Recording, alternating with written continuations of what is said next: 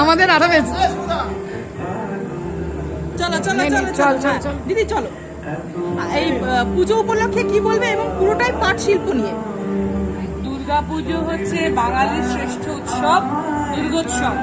সারা বছর মানুষ এই বাঙালিরা বিশেষ করে সারা পৃথিবীতে এই দুর্গাপুজোর 4 দিনের জন্য অপেক্ষা করে।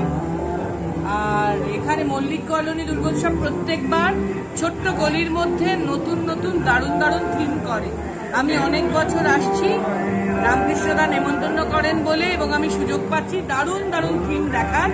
এবারের থিম পাট শিল্পকে পুনরুজ্জীবিত করার জন্য পাটকে থিম হিসেবে ব্যবহার করাটা অত্যন্ত অভিনন্দনযোগ্য। তাই মল্লিক